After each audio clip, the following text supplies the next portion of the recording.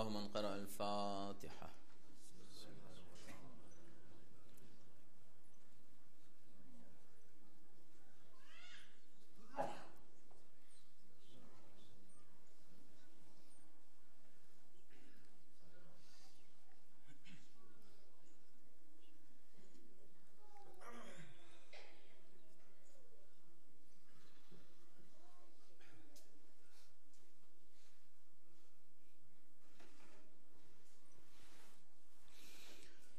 أعوذ بالله السميع العليم من الشيطان اللعين الرجيم. بسم الله الرحمن الرحيم. الحمد لله رب العالمين، والصلاة والسلام على أشرف الأنبياء والمرسلين، خاتم النبيين رحمة للعالمين، سيدنا ونبينا وشفيع ذنوبنا وطبيب نفوسنا ومطهر قلوبنا مولانا أبي القاسم محمد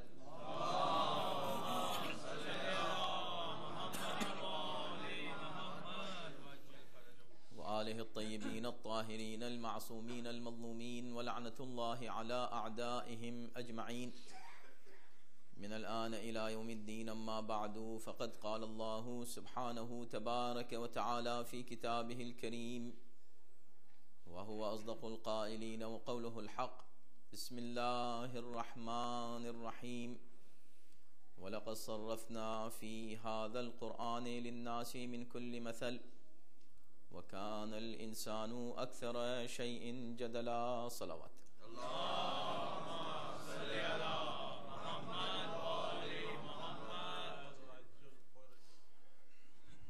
عزیزان گرامی قدر، ان مجالس کے لیے ہم نے اس آیہ کریمہ کو سرنامہ کلام قرار دیا ہے، جس کا بھی ہم ترجمہ کریں گے، لیکن ہمارا عنوان مجالس کا ہوگا عرفان حجت اور اصلاح معاشرہ۔ آیہ کریمہ جس کی تلاوت کا شرف ہم نے حاصل کیا، اس میں ارشاد ہو رہا ہے کہ ہم نے قرآن مجید میں ہر طرح کی مثالیں انسان کے لیے بیان کر دی ہیں۔ وَلَقَدْ صرفنا یعنی بار بار وہ مثالیں بیان کر دی ہیں، ایک بار نہیں۔ لِلنَّاسِ فِي هَذَا الْقُرْآنِ لِلنَّاسِ مِن كُلِّ مَثَلٍ، ہر طرح کی مثال اس قرآن میں موجود ہے، اور ایک بار نہیں، بار بار ان واقعات کو اور ان مثالوں کو پیش کیا گیا ہے تاکہ انسان اس سے عبرت حاصل کرے۔ لیکن وَكَانَ الْإِنسَانُ أَكْثَرَ شَيْءٍ جَدَلًا، مشکل یہ ہے کہ انسان بہت ہی زیادہ بحث و مباحثہ اور جدال اور جھگڑا اور اختلاف کرتا ہے اور ضد کرتا ہے اور قبول نہیں کرتا۔ تو انسان کی فطرت ہے کہ وہ ضدی ہے، اور جب وہ قبول نہیں کرنا چاہتا تو نہیں کرتا، خواہ کتنی ہی اس کے سامنے مثالیں پیش کر دی جائیں، اس کا کتنا ہی اس کو موعظہ کیا جائے، نصیحت کی جائے، وہ قبول کرنے کو آمادہ نہیں ہوتا۔ وَكَانَ الْإِنسَانُ أَكْثَرَ شَيْءٍ جَدَلًا۔ تو قرآن کا دعویٰ یہ ہے کہ ہم نے کوئی بھی ایسا موضوع نہیں ہے کہ جسے ہم نے چھوڑ دیا ہو اور اس کو بیان نہ کیا ہو۔ ما فرطنا فی القرآن من شیء، ہم نے قرآن مجید میں کوئی بات بیان کرنے سے چھوڑی نہیں ہے، یہ دوسری جگہ ارشاد ہو رہا ہے۔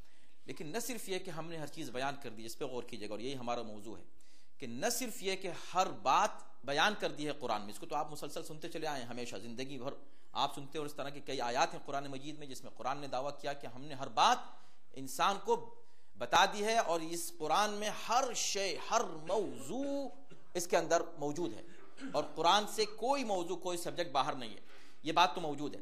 لیکن قرآن اس سے آگے ایک اور دعویٰ یہ کر رہا ہے کہ نہ صرف یہ کہ ہم نے تمام موضوعات کو کور کیا ہے اس قرآن میں، بلکہ ہر موضوع کے تعلق سے ہم نے مثالیں پیش کر دی ہیں، اگزامپلز سیٹ کر دیے ہیں۔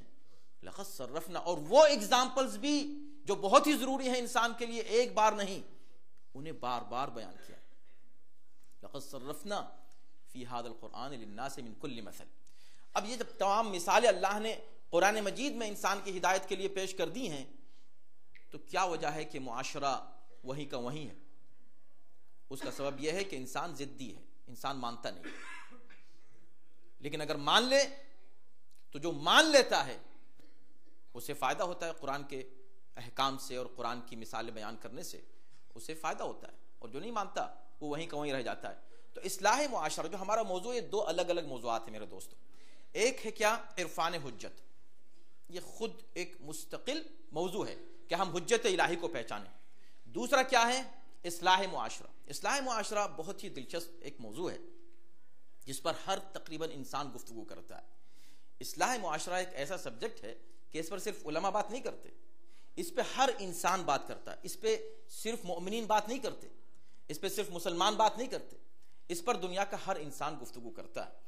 اصلاح معاشرہ یعنی کون وہ انسان ہے جس کی خواہش یہ نہیں ہے کہ یہ دنیا اور اس دنیا کا معاشرہ پاک اور صاف ہو ہر برائی سے، اور کوئی اس میں ایول نہ ہو، کوئی شر نہ ہو، کوئی برائی نہ ہو، صاف ستھرا معاشرہ ہو، ایک اچھی سوسائٹی ہو. یہ خواہش کس کی نہیں ہے؟ 5 آدمی جہاں بیٹھتے ہیں اور کوئی گفتگو شروع کرتے ہیں تو سب سے ہاٹ ٹاپک کیا ہوتا ہے؟ آج کل معاشرہ بگڑ گیا ہے، آج کل حالات بہت خراب ہو گئے ہیں. تو یہ حالات خراب ہونا اور یہ بگڑنا اور معاشرہ خراب ہو گیا ہے، یہ ہر دور کا سبجیکٹ رہا ہے، یہ آج کا نہیں ہے. ارسطو اور افلاطون کے زمانے میں بھی جو لٹریچر اس دور کا ملتا ہے تو اس میں آپ کو یہ ملے گا کہ اس زمانے میں لوگ یہ کہا کرتے تھے کہ بھئی آج کل کے نوجوان خراب ہو گئے ہیں. جو آج ہم سنتے ہیں نا کہ آج کل کے نوجوان سنتے نہیں ہیں، آج کل کے نوجوان والدین کی بات نہیں سنتے، یہ آج کل کے نوجوان نہیں، یہ جملہ ہر دور میں کہا گیا ہے کہ آج کل کے نوجوان خراب ہیں. تو معاشرے کی خرابی اور معاشرے میں جو کچھ بھی برائیاں ہیں اس کے تعلق سے گفتگو ہوتی ہے، اور لوگ شکایتیں کرتے ہیں یہ بات ہے اور یہ خرابی ہے اور یہ برائی ہے فلاں ہے. اچھا تو کیا ہے خرابی؟ پہلے یہ طے کیا جائے کہ وہ خرابی کیا ہے، نمبر 1. پھر اس کا علاج کیا ہے. بھئی کوئی مرض ہے، اگر بیماری تو پہلے اس کی تشخیص ہونی چاہیے نا. جب تشخیص ہوگی کہ بھئی ان صاحب کو یہ بیماری ہے اس لیے یہ ہاسپٹل آئے ہیں، تو ڈاکٹر سب سے پہلے ڈائگنوز کرے گا، اس کے بعد پھر وہ پرسکرائب کرے گا کہ اس کو کون سی دوا دی جائے گی. یہ بالکل سمپل اصول ہیں، اور آپ جانتے ہیں میری مجالس کا ایک آپ کو اسٹائل معلوم ہے کہ میں بہت ہی سمپل اس طرح کے جو بچے میرے سمجھ لیں اور نوجوانوں کو میں زیادہ تر مخاطب کرتا ہوں. آپ تو میرے بزرگ ہیں ماشاءاللہ، صاحبان علم ہیں، لیکن میں چاہتا یہ ہوں کہ گفتگو چاہے کتنی بھی دقیق مسائل ہوں ان کو بہت ہی سمپل وے میں آپ کے سامنے پیش کروں. تو سب سے پہلے معاشرے کا مرض پہچانیں گے کیا ہے، توجہ کیجیے گا. تو آپ نے کہا بہت مرض ہیں، تو ٹھیک ہے بتائیے کیا ہے. جتنے لوگ یہاں بیٹھے ہیں اگر ہر ایک سے پوچھا جائے، ہر شخص اپنے اعتبار سے معاشرے کا ایک مرض بیان کرے گا. ایسا نہیں کہ مشترک ہیں سب، کچھ امراض مشترک ہیں لوگوں کی نظر میں، مگر کچھ ایسے ہیں کہ ہر ایک کے ذہن میں ہے کہ بس یہی ایک بیماری اگر یہ ٹھیک ہو گئی تو معاشرہ ٹھیک ہو جائے گا. یہی وجہ ہے کہ جب ہم منبر پر آتے ہیں یا علماء کرام منبر پر بیٹھتے ہیں تو سامعین میں سے جتنے لوگ ہیں ہر ایک کی توقع یہ ہوتی ہے کہ مولانا اس سبجیکٹ پہ پڑھیں جو ان کے دماغ میں ہے، اس پر پڑھنا چاہیے مولانا کو. کتنے ہی سبجیکٹ سن لیے جائیں اور پڑھ دیے جائیں پھر بھی کچھ نہ کچھ شکایت، اس پر نہیں پڑھا جاتا، اس پر گفتگو نہیں ہوتی. تو اگر 100 آدمی بیٹھے ہیں تو آپ کو 100 ٹاپک دے دیں گے کہ اس پہ پڑھنا چاہیے. کیوں؟ اس لیے کہ ہر ایک کی نظر میں وہ ٹاپک اور وہ سبجیکٹ بہت اہم ہے کہ جس سے وہ گزر رہا ہے، جن حالات سے وہ گزر رہا ہے وہ سمجھتا ہے کہ اب ٹاپک یہ ہونا چاہیے. کسی کی نظر میں حقوق والدین سب سے بہترین ٹاپک ہے، کسی کی نظر میں زن و شوہر کے جو حقوق ہیں ان پر گفتگو کرنا، کسی کی نظر میں خواتین کے حقوق پر گفتگو کرنا، کسی کی نظر میں جس جنرل تعلیم کے اوپر گفتگو ہونی چاہیے وغیرہ وغیرہ. جس کو دیکھیے وہ کوئی نہ کوئی ایک سبجیکٹ آپ کو دے دے گا کہ اس پر بات کرنا بہت ضروری ہے. تو ہر شخص کے دل کی آواز ہے، کیونکہ انسان ہے نا، ہر انسان یہ چاہتا ہے کہ برائی سے دور رہے، مگر برائیاں اتنی ہیں کہ اس کی کوئی فہرست آپ پیش نہیں کر سکتے. ایسا نہیں کہہ سکتے کہ بس یہ ایک 100 میں نے آپ کو فیگرز دے دیا، ایک 100 کا فیگر ہے اور اس میں یہ 100 برائیاں ہیں اور اس کے بعد بس کوئی برائی نہیں رہ جائے گی، نہیں، برائیاں موجود ہیں۔ تو اب ایک بات طے ہو گئی کہ برائیاں معاشرے میں ہیں، برائیوں کا احساس ہو رہا ہے، اور نہ صرف احساس ہو رہا ہے۔ اچھا، یہ مسئلہ میں صرف اپنے معاشرے کی بات نہیں کر رہا ہوں، میں جنرل بات کر رہا ہوں، گلوبل معاشرے کی بات کر رہا ہوں، ہیومن سوسائٹی کی بات کر رہا ہوں۔ اس میں برائیاں ہیں کہ نہیں؟ ان برائیوں کا احساس قوم کر رہی ہے کہ نہیں؟ انسان کر رہے ہیں کہ نہیں؟ ہو رہی ہے۔ وہ معاشرہ، جتنا معاشرہ اپنی صفائی اور پاکیزگی کا زیادہ دعویٰ کر رہا ہے، اتنے ہی زیادہ وہاں کرائم ہے۔ آپ جس ملک میں بیٹھے ہیں، کرائم ریٹ میں نمبر 1 ہے، یہ ہے کہ نہیں؟ کیوں؟ اس لیے کہ آپ جائیے تو آپ کو معلوم ہوگا کہ کرائم یہاں بہت زیادہ ہیں، حالانکہ اتنا سخت قانون ہے، اس کے باوجود آزادی ہے۔ ابھی اسکول شوٹنگ آپ سنتے ہیں کہ نہیں سنتے؟ اور آئے دن کا ہے یہ کیس، ایک دن کا نہیں ہے۔ اور اس کے بعد حالات یہ تک ہو جاتے ہیں کہ ظاہر ہے کہ پریزیڈنٹ کو بھی رونا پڑتا ہے، اور اس کے بعد پھر وہ اسی کی شکایت ہے کہ بھئی ہم اس کو کیسے ٹھیک کریں، اس کو ہم کیسے ٹھیک کریں۔ اب تمیز سے میں گزر گیا، اس لیے کہ 4 دن مجھے آپ کے سامنے یہ مجلس سے پڑھنی ہے اور 2 دن گھر کی مجلس ہے، ان سب میں یہی ہمارا موضوع ہوگا۔ اب آپ دیکھ لیجئے، اب یہ بات ایک طے ہو گئی کہ اصلاح معاشرہ یہ ایک ایسا سبجیکٹ ہے کہ کوئی بھی اس سے انکار نہیں کرتا، اس کی ضرورت سے ہر انسان اس کی ضرورت محسوس کرتا ہے کہ معاشرہ برائیوں سے پاک ہو جائے، کچھ ایسا کریں کہ بھئی یوتھ ہمارے ٹھیک ہو جائیں، یہ اسکولوں میں شوٹنگ جو ہو رہی ہے، یہ جو ڈرگس ہیں، یہ جو برائیاں ہیں، یہ سب ختم ہو جائیں، معاشرے کی برائیاں ختم ہو جائیں، یہ سب نے کہا۔ اس کے بعد پھر ہم مسلم معاشرے میں آئے تو انہوں نے کچھ اور زیادہ برائیوں کی مزید فہرست پیش کی کہ یہ بھی بری چیز ہے اور یہ بھی بری چیز ہے، ختم ہونی چاہیے۔ پھر جب ہم اس معاشرے میں آئے جو محبان اہل بیت کا معاشرہ ہے تو انہوں نے کہا کہ نہیں، ہم کو تو اور بھی صاف ستھرا ہونا چاہیے اور پاکیزہ ہونا چاہیے، تو بات طے ہو گئی، معلوم ہو گیا۔ اب مسئلہ یہ ہے کہ برائیوں کی تشخیص اور اس کے بعد اس کا علاج۔ تو جب برائیاں ہیں 100 مثلا، تو اس کا علاج بھی اور اس کی دوائیاں بھی 100 ہونی چاہیے، ٹھیک ہے؟ میں اس منبر سے بیٹھ کے اگر آپ سے یہ کہوں کہ 100 نہیں، آپ 1000 فہرستیں پیش کر دیجئے اس وقت،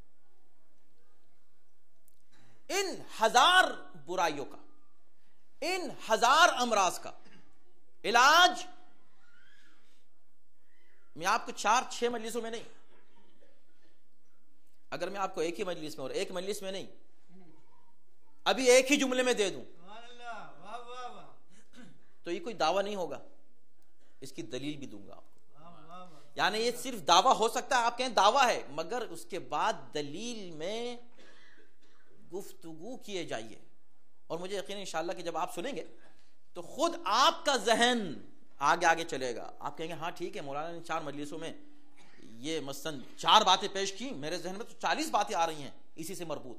تو اس طرح کہ میں آپ کو صرف ہیڈ لائنز دوں گا، اس لیے کہ مختصر مجالس میں اتنی باتیں نہیں ہو سکتی کہ ہر بات کو کور کیا جائے۔ اصلاح معاشرہ کیسے کیا جائے، یہ ایک ہاٹ ٹاپک ہے ہر انسان کے لیے۔ کیوں نہیں ہوتی اصلاح؟ ارے بھائی، اصلاح کب سے ہو رہی ہے؟ اتنے انبیاء اللہ نے بھیجے، اتنے نبی، اتنے مرسلین، اتنے امام، ان سب نے اصلاح کی کہ نہیں؟ اور اصلاح کی کوششیں اور کاوشیں ہمیشہ ہر دور میں ہر طریقے سے رہیں۔ کیسے ہو اصلاح آج؟ اثر کیسے ہو اصلاح کا؟ علاج کیا ہے اس مرض کا؟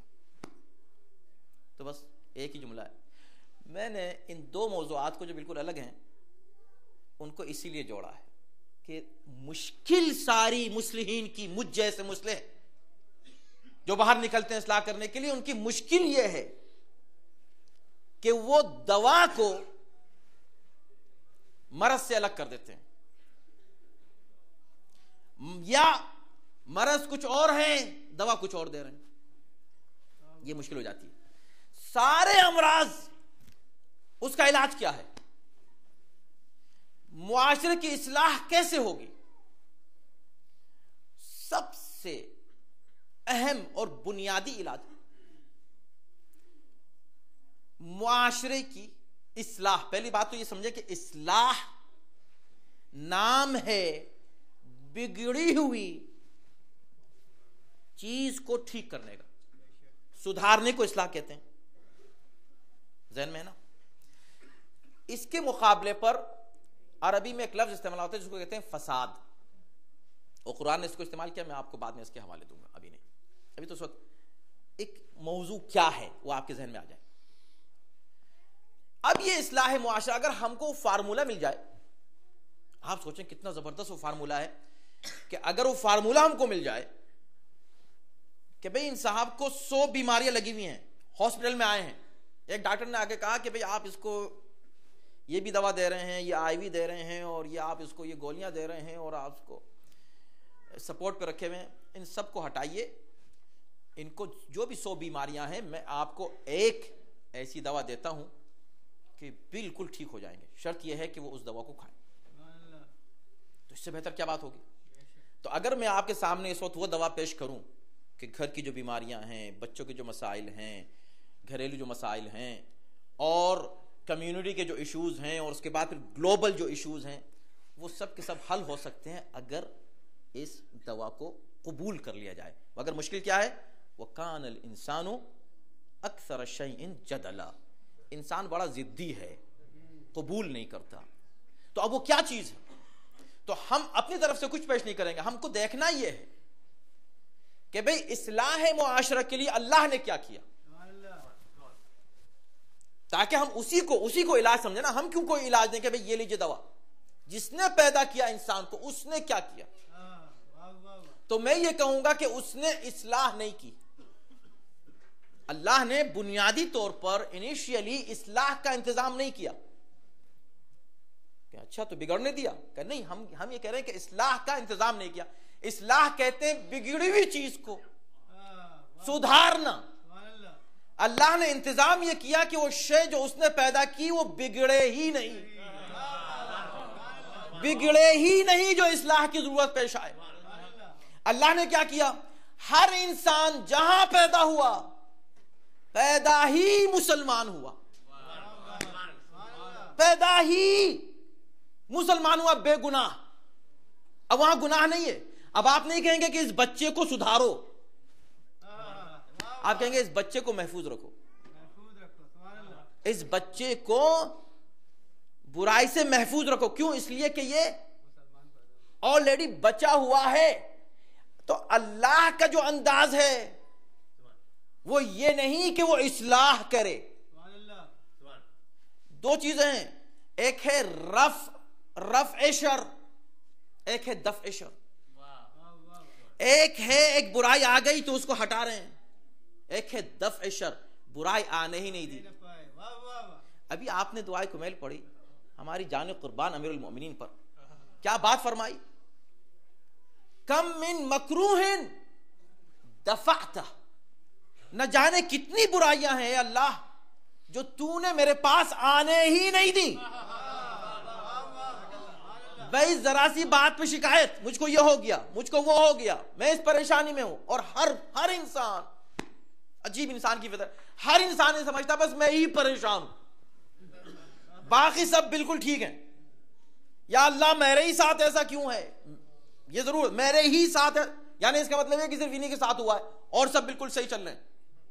ہر انسان کسی نہ کسی پریشانی میں، مگر جب وہ پریشانی دیکھتا ہے تو فوراً شکایت کرنے لگتا ہے، یا اللہ میں اس پریشانی میں کیوں؟ وہ یہ نہیں دیکھتا کہ کتنی پریشانیاں ہیں جو اللہ نے آنے ہی نہیں دی. بھئی تم آنے کے بعد چاہتے ہو پریشانی دور ہو جائے، اللہ چاہتا ہے پریشانی آئے ہی نہیں. کم من مکروہ دفعتہ، کتنی برائیاں ہیں، کتنی پریشانیاں ہیں جو تو نے دور سے ان کو دفع کیا، رفع نہیں. رفع تو جب ہوتی جب آ جائے پھر رفع ہوتی ہیں، نہیں دور ہی سے دفع کرنی وہ پریشانیاں تو نے. تو انسان کم سے کم ان اللہ کے احسانات کا اقرار کر، پہلے اپریشیٹ کر، اس کو شکر ادا کر، ان چیزوں کا، ان برائیوں کو جو نہیں آئیں، جب ان کا شکر ادا کرو گے، ان برائیوں کا، ان پریشانیوں کا جو نہیں آئیں، پھر کہنا یا اللہ جو آ گئیں ان کو دور کر دے۔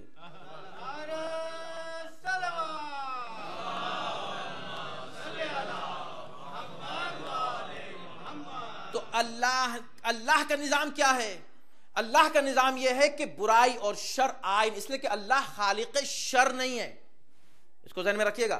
اللہ خالق خیر ہے، اللہ نے شر کو پیدا نہیں کیا، اللہ نے خیر پیدا کیا۔ بچہ، یہ اس کی سب سے بہترین مثال ہے، دنیا کا بڑے سے بڑا مجرم لے آئیے، فرعون چلے۔ فرعون جب پیدا ہوا، فرعون تھا نہیں، مسلمان تھا۔ جب پیدا ہوا اسلامی فطرت پر پیدا ہوا فرعون۔ نمرود بھی اسلامی فطرت پر پیدا ہوا، جب بڑا ہوا تو کہنے لگا انا ربکم الاعلی۔ بڑا ہونے کے بعد تو شر کے ساتھ اللہ نے کسی کو اس دنیا میں پیدا نہیں کیا، اللہ نے پاکیزگی کے ساتھ۔ اس لیے یہی وجہ ہے کہ آپ بچے کو کیا کہتے ہیں؟ ایک لفظ استعمال کرتے ہیں، معصوم بچہ ہے، استعمال کرتے ہیں، وہ معصوم ہے۔ اس کو کہتے ہیں مجازی معصوم، مجازی فگریٹیولی آپ کہہ رہے ہیں کہ یہ معصوم ہے، مگر صرف بچے کو کہہ سکتے ہیں۔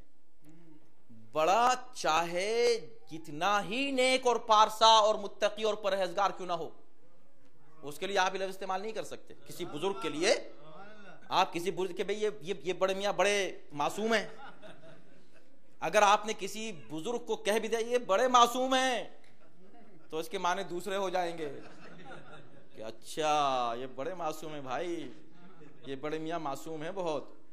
تو اس کا مطلب ہے کہ آپ لفظ معصوم اسی بچے کے لیے استعمال کرنا ہے۔ کیوں؟ اس لیے کہ اللہ نے اس کو برائی سے پاک اور صاف پیدا کیا ہے۔ وَأَبَوَاهُ يُحَوِّدَانُهُ، اس کے بعد اس کے ماں باپ اس کو برائیوں کی طرف لے جا رہے ہیں، شر کی طرف لے جا رہے ہیں۔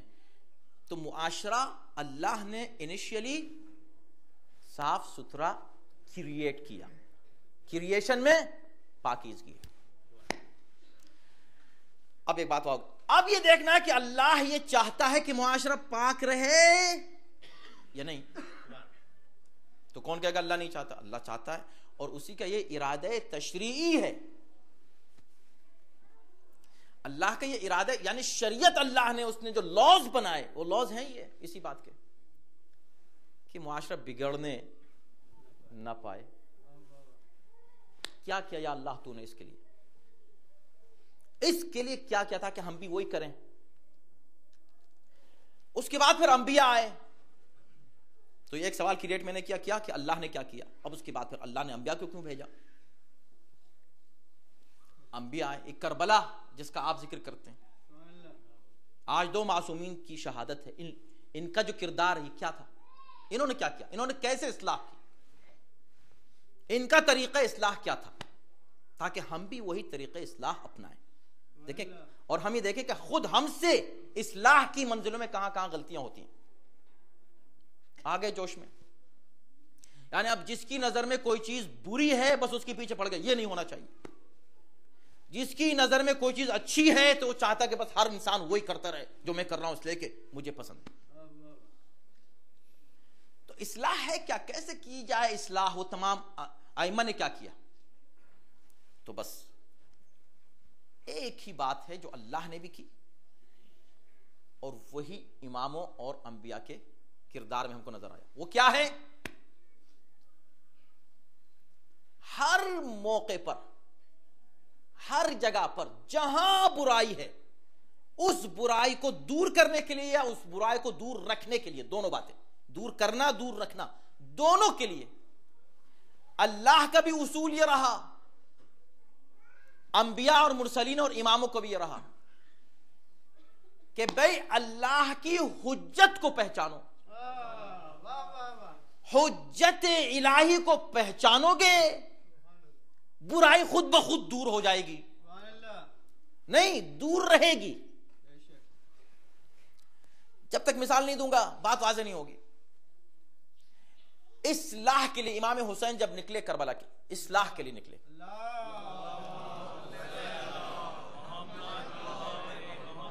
بہت سے لوگ کہتے ہیں بھئی امام حسین،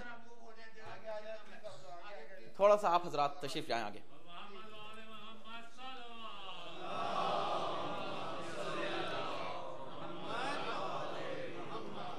امام حسین کیوں نکلے، کربلا کیوں ہوئی، یہ قربانی کیوں ہوئی؟ تو ہر ایک نے اپنا اپنا ایک نظریہ پیش کیا. کسی نے کہا کہ امام نماز بچانے کے لیے گئے، کسی نے کہا کہ امام جو ہے وہ روزہ اور زکوٰۃ کے بچانے کے لیے گئے، کسی نے کہا کسی کام کے لیے گئے، کسی نے کہا کسی کام کے لیے گئے، کسی نے کہا یہاں تک کہہ دیا کہ حکومت قائم کرنے کے لیے گئے، وغیرہ وغیرہ. ہر ایک نے اپنے نظریے پیش کیے. میں کہتا ہوں ہم کیوں اپنا نظریہ پیش کریں؟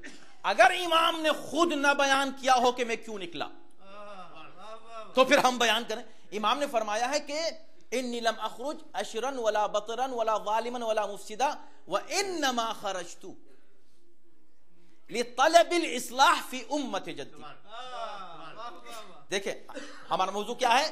اصلاح. لطلب الاصلاح، یہ امام کے جملے ہیں معصوم کے کہ میں نکلا ہوں اصلاح کے لیے اپنے نانا کی امت میں. تو اس کا مطلب ہے کہ نانا کی امت بگڑی ہوئی تھی، اس بگڑی ہوئی نانا کی امت کی اصلاح کے لیے میں نکلا ہوں. تو یہ کربلا اور اس کا پورا ہدف کیا ہے؟ اصلاح امت. تو جب حسین اصلاح امت کے لیے نکلے تو یہ طے ہے کہ امت بگڑی ہوئی تھی، تو امت میں برائیاں تھیں. اب آپ متوجہ، میں اب تمہید سے گزر چکا ہوں، اب آپ متوجہ رہیں. تو جب حسین نکلے مقصد کیا تھا؟ اصلاح کرنا، بگڑی ہوئی چیز کو ٹھیک کرنا. تو ہم جو کہہ رہے تھے نا کہ تشخیص تو کریں کہ برائی ہے کہاں. تو حسین سے بہتر کون ہے جو برائی کی تشخیص کرے؟ تو ہم یہ دیکھیں کہ امام حسین نے اس مرض کی تشخیص کیسے کی. بھئی وہ کون سی برائی تھی آخر معاشرے میں؟ توجہ کیجئے گا، وہ کون سی برائی تھی معاشرے میں جس کی اصلاح کے لیے کون نکل رہا ہے؟ حسین. تاریخ کی سب سے بڑی قربانی دینے کے لیے نکلے ہیں، اصلاح کے لیے، بگڑی ہوئی چیز کو ٹھیک کرنے. تو جو وہ ٹھیک کر رہے ہیں، جہاں وہ ٹھیک کر رہے ہیں، اسی سے پتہ چلے گا بگڑا کہاں تھا. توجہ ہے نا. اب ہم ذرا یہ دیکھیں کہ حسین کے جتنے بھی خطبے ہیں اور اس کے بعد پھر کربلا تک جتنے خطبے ہیں امام کے، اور وہاں سے اس کے بعد جناب زینب اور جناب سید سجاد اور جناب ام کلثوم کے خطبے ہیں. تو یوں کہیے کہ کربلا کی تحریک مدینے سے مدینے تک، اس میں یہ مصلحین کائنات کے سب سے بڑے مصلح جب آتے ہیں اسپیچز دینے کے لیے، اصلاحی اسپیچ تھی کہ نہیں ان کی؟ ان کی جو اسپیچ تھی، وہ جو کچھ کہہ رہے تھے، ان کے خطبے تھے، وہ اصلاحی تھے یا نہیں تھے؟ اصلاحی تھے. تو ان اصلاحی تحریروں میں، تقریروں میں امام نے کیا فرمایا؟ یہ کہا کہ بھئی لوگوں نماز کیوں نہیں پڑھتے ہو تم لوگ؟ کسی خطبے میں کہا. کہیں کہا کہ تم لوگ زکوٰۃ تو دیتے نہیں ہو، زکوٰۃ تو واجب ہے قرآن میں. کہیں کہا. امام فرما رہے ہیں میں اصلاح کے لیے نکلا ہوں. تو خطبے میں کہاں ہے اصلاحی؟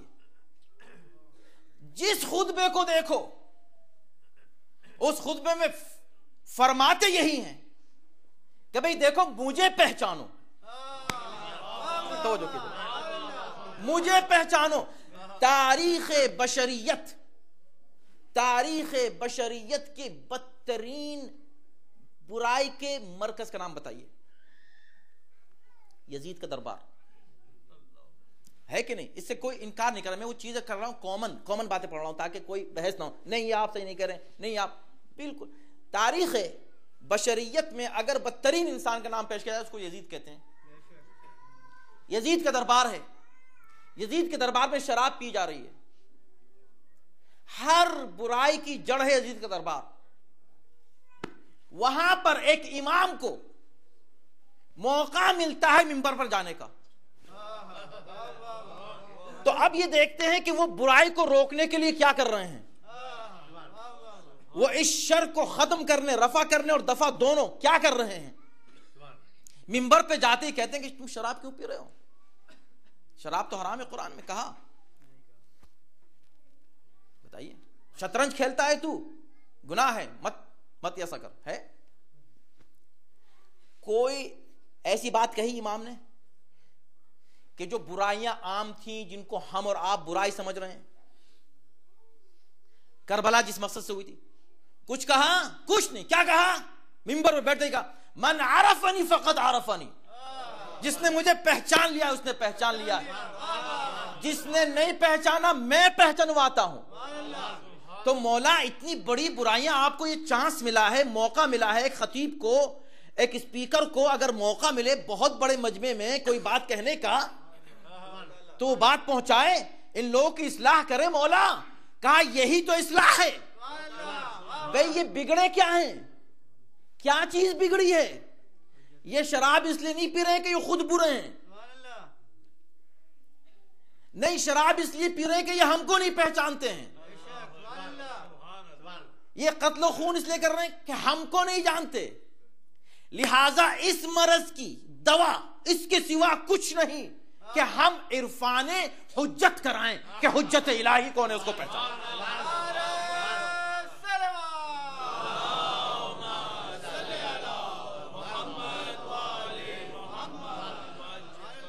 اچھا دیکھیں, آپ مطالعہ کیجئے, امام نے نماز کی تبلیغ نہیں کی. بڑی بات کر رہا ہوں میں یہاں بیٹھ کے, آپ ہمیشہ سنتے ہیں امام نے نماز ہی کی تبلیغ کی. عملی بات نہیں کر رہا ہوں, عملاً تو ان کو نماز ایسی پڑھنی تھی, وہ تو ہمیشہ ایسے پڑھتے تھے, ان حالات میں پڑھی. ان کے امام کے لیے نماز کے لیے حالات کا اثر نہیں پڑتا. یہ ہم اور آپ کہہ رہے ہیں ہم تو بیزی ہیں.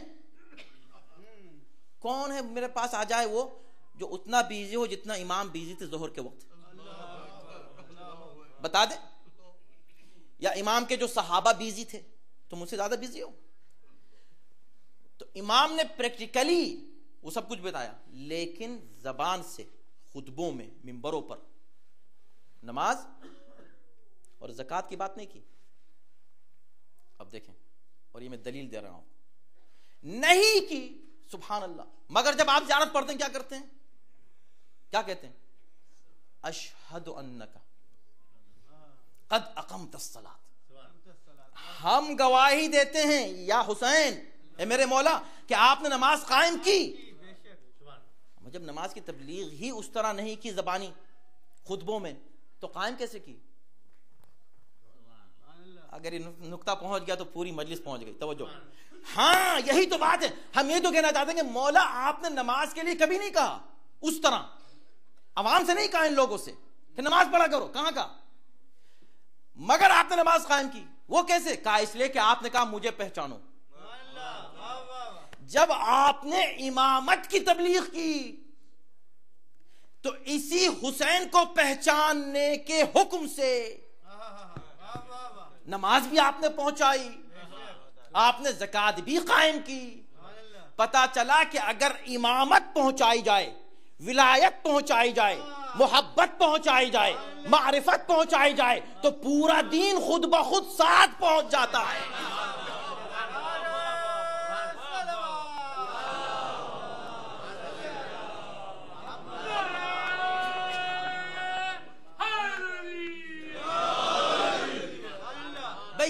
یہی پیغام کربلا کا اصل میں غدیر کا تسلسل ہے. اس لیے اللہ نے فرمایا تھا اے نبی اگر تم نے یہ نہیں پہنچایا تو تم نے کچھ نہیں پہنچایا.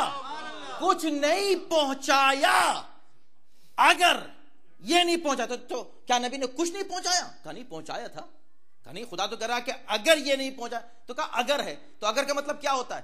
اگر کا مطلب یہ کہ اگر یہ پہنچا دیا تو پھر نماز بھی پہنچا دی, روزہ بھی پہنچا دیا, حج بھی پہنچا دیا, زکوٰۃ بھی پہنچا دی. یعنی اگر ولایت نہیں دی, کچھ نہیں دیا. یہ مصلحین جو نکل آئے انہوں نے کہا ولایت کو مائنس کر کے اصلاح کرو. اسی لیے اصلاح سے زیادہ بگاڑ پیدا ہونے لگا. بھئی تم نے اصل جو جڑ ہے بیماری کی اس کو تم نے پہچانا نہیں, اور اگر پہچانا تو جو اصل اس کی دوا ہے وہ تم نے تشخیص کی نہیں. تو اگر انسان حجت الہی کو پہچان لے بس برائی آ نہیں سکتی وہاں اس شخص کے پاس، شر آ نہیں سکتا، گناہ وہاں آ نہیں سکتا. کیوں؟ اس لیے کہ اس نے حجت الہی کی معرفت حاصل کر لی ہے.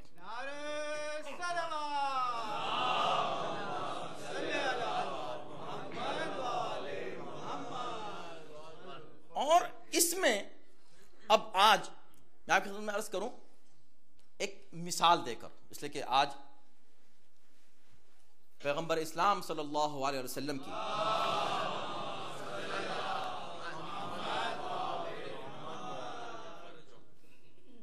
وفات یا شہادت کے سلسلے میں بھی آپ جمع ہوئے. پوری زندگی میرے مولا کی اسی پہ ہے. اس فلسفے کو ہمیں سمجھنا ہے بس، اور یہ میرا پیغام ہوگا ان مجالس میں. بنیادی طور پر اگر ہم ذاتی یعنی ہم میں خود، میں سٹارٹ کرتا ہوں اپنے آپ سے، اگر ہمارے پاس برائی ہے کہیں، گناہ ہے کہیں، اخلاقی برائی ہے، کوئی مرض ہے، بیماری، کچھ بھی، جتنی بھی ہے نا، ہے ہی اس لیے کہ ہم نے اس حد تک امام کو نہیں پہچانا. حجت الہی کا عرفان نجاستوں سے ہم کو دور رکھے گا، کیونکہ وہ پاکیزہ ہیں.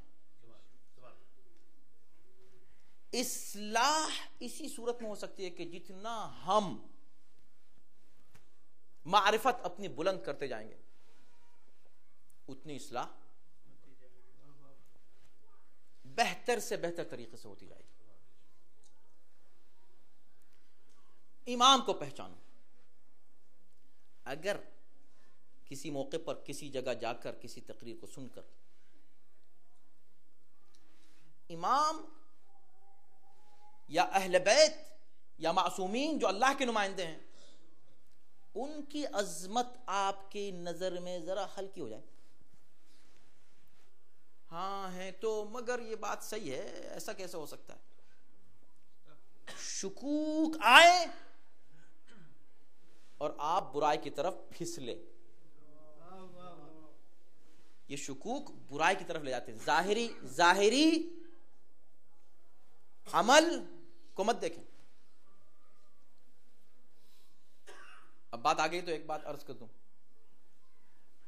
امیر المومنین علیہ السلام گزر رہے تھے ایک جگہ سے،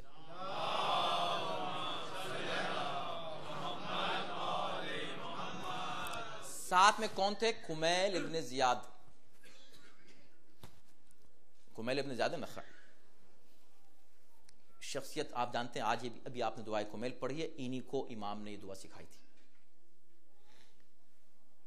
گزر رہے ہیں، جناب کمیل نے سنا ایک شخص قرآن کی تلاوت کر رہا ہے بڑے بہترین خوبصورت آواز سے، مؤثر طریقے سے. رک گئے، کہا کمیل کیا بات ہے؟ کہا مولا کیا شاندار قرآن کی تلاوت ہے، سبحان اللہ، کیا آواز ہے، کیا انداز ہے، کیا خشوع ہے، کیا خضوع ہے. تو کہا چلو ہمارے ساتھ چلو، تم ان اہل جہنم کی بات مت سنو. کہا یہ اہل جہنم، یہ اہل جہنم، مولا اہل جہنم کا، بس چلو. خیر کمیل تھے، آپ جانتے ہیں کمیل کی معرفت امام کی، یقین آ گیا، لیکن سوچتے رہے کہ ایسی پیاری آواز میں قرآن کی تلاوت کرنے والا، امام فرما رہے ہیں کہ جہنم والا ہے، اس کو چھوڑ. وقت گزرا، امام نے اور تشریح نہیں کی اس سے آگے. کہا میں تمہیں ایک دن بتاؤں گا کہ یہ کون ہے. لیکن امام نے دیکھا نہیں ہے اس کو. یہ لوگ گزر رہے ہیں، نہ انہوں نے دیکھا نہ انہوں نے دیکھا، دونوں میں سے کسی نے دیکھا نہیں ہے بظاہر. انہوں نے سمجھا یہ جنتی ہے، امام نے کہا جہنمی ہے. یہی تو کمال ہے، امام کہتے ہی اس کو ہیں کہ جس کی نظروں کے سامنے دیواریں حائل نہ ہو سکیں. امام کو دیکھنے کے لیے ان آنکھوں کی ضرورت نہیں ہے جن آنکھوں کی ہم کو ضرورت ہوتی ہے. تو امام نے دیکھ لیا اسے کہ بھی کون ہے، اور کہا میں تمہیں بتاؤں گا یہ کون ہے، ایک دن آئے گا۔ نہروان کی جنگ ہوئی، جنگ رکی، امام کشتوں کے درمیان گزر رہے ہیں اور ساتھ میں کمیل ہیں۔ کمیل نے کی طرف اشارہ کر کے کہا اس کو پہچانتے ہو، یہ جو مرا پڑا ہے ادھر؟ کہا نہیں میں نہیں جانتا مولا۔ کہا یہ وہی ہے جس کو تم کہہ رہے تھے، کیا پیاری آواز میں قرآن پڑھ رہا ہے۔ یہ پیاری آواز میں قرآن پڑھ کے اور امام کے مقابلے پر آ جائے تو جہنمی نہیں ہوگا تو اور کیا ہوگا۔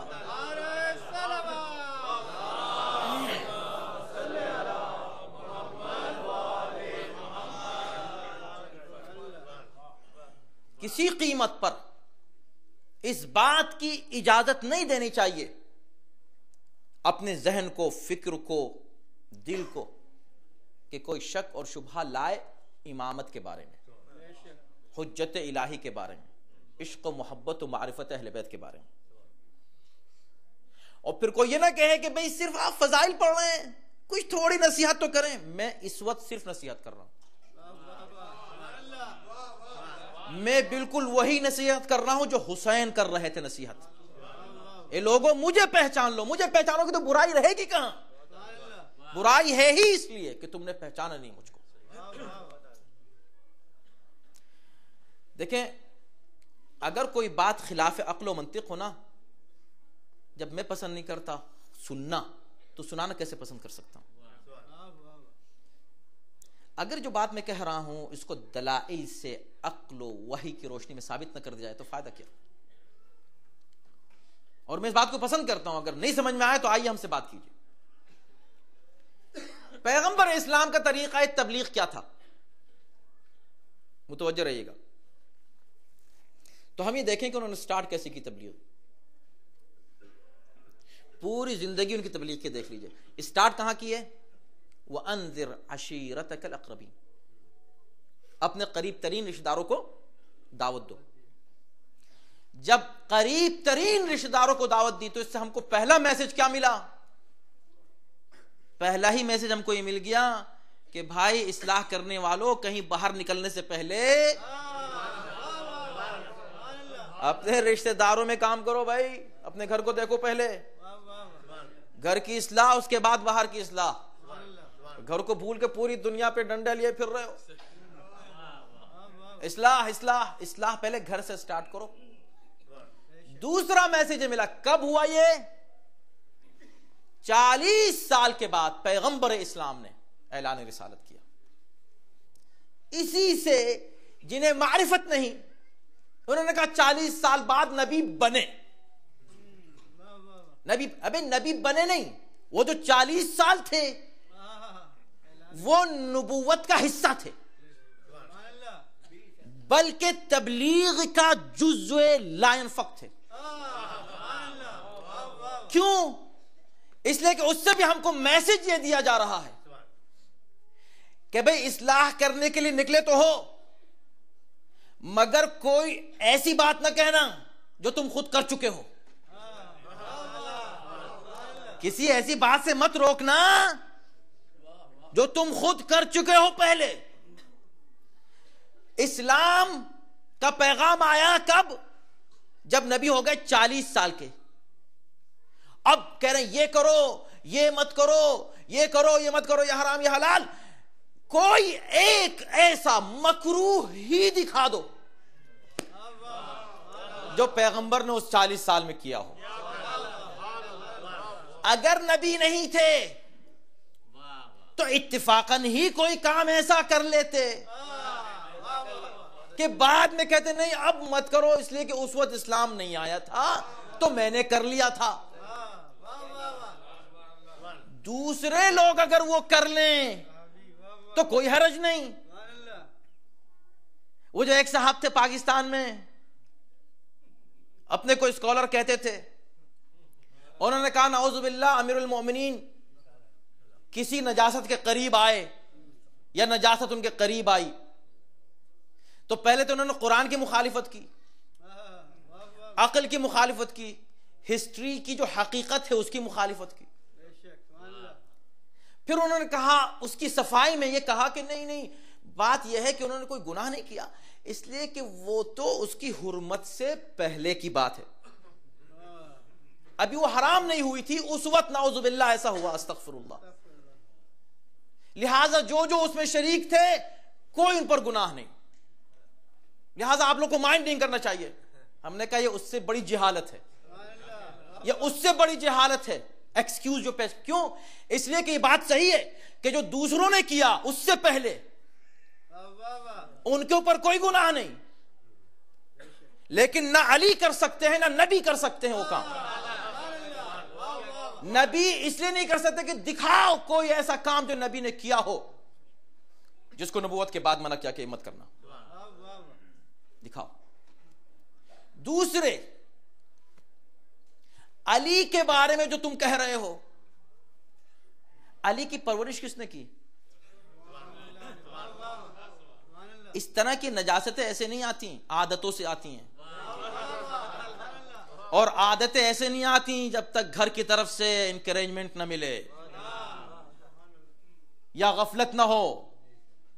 تو یہ بتاؤ کہ یہ آئی کہاں سے نجاست اس گھر میں کہ جو گھر نبی کا گھر ہے اور جہاں علی پرورش پا رہے ہیں نبی کے گھر میں، وہاں بڑے ہوئے ہیں. کس سے سیکھا یہ؟ تو اصل میں تم علی کو نہیں کہہ رہے ہو. یہی وجہ ہم کہتے ہیں کہ دیکھو ہم جب علی کی تعریف کرتے ہیں تو علی کی تعریف نہیں ہے، نبی کی تعریف ہے. اور جو علی سے دشمنی کرتے ہیں، علی سے دشمنی نہیں ہے، نبی سے دشمنی ہے. تو معرفت حجت نہیں ہوتی، تو اس طرح کی باتیں ہوتی ہیں. تو اس کا مطلب یہ ہوا کہ دو پیغام ہم کو ملے. 40 سال کی جو بات ہے نا، اس سے 2 پیغام. ایک یہ ہے کہ اپنے گھر والوں سے سٹارٹ کرو، یعنی تبلیغ اور اصلاح. اور دوسرا کیا؟ اصلاح اگر شروع کرنی ہے تو پہلے خود اپنے کو اتنا پاک اور پاکیزہ کرو کہ کوئی یہ نہ کہے ارے آپ ایسا خود کر چکے ہیں، آپ ایسا خود فرما چکے ہیں. یہی وجہ ہے. اب لوگ پوچھتے ہیں کہ بھئی سورہ براءت دے کر واپس کیوں لیا اور بعد میں یہ علی کو کیوں بھیجا؟ بھئی دیا اس لیے تھا کہ کل یہ نہ کہتے ہیں ہر فضیلت علی کو دے دیتے ہیں. علی کو نہیں دیتے، ہر فضیلت علی کو تلاش کرتی ہے. علی کو ضرورت نہیں ہے فضیلتوں کی. فضیلت بنتی ہی نہیں جب تک اس میں علی شامل نہ ہو جائے. یعنی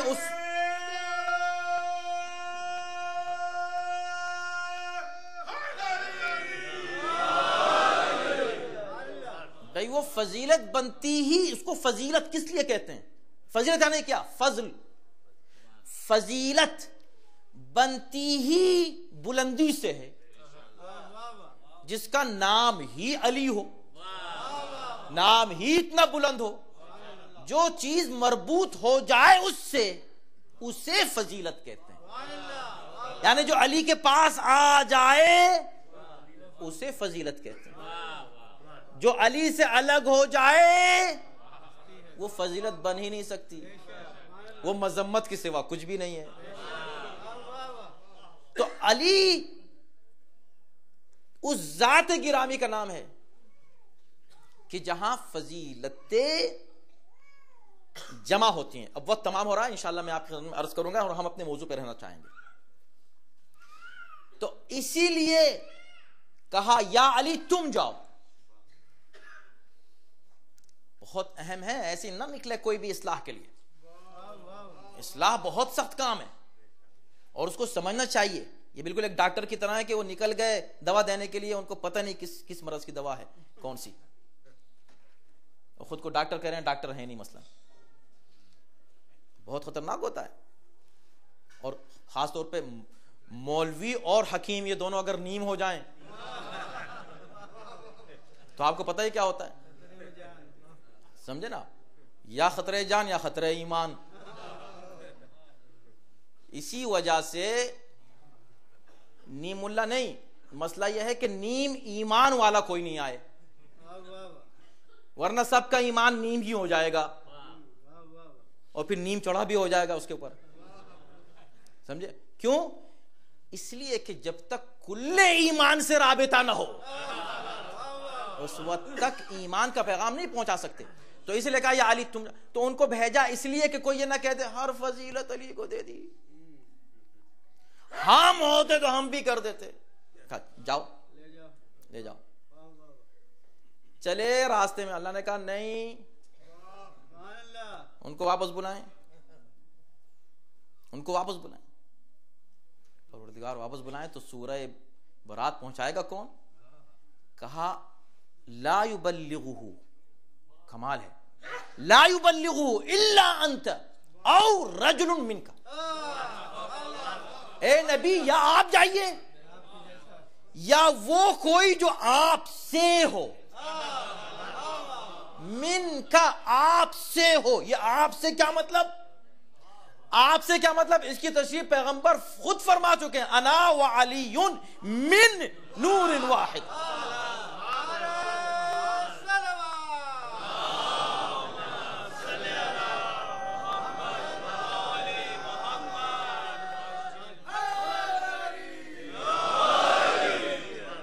اسی نور سے, تو آپ سے جو ہو, جو آپ سے ہو.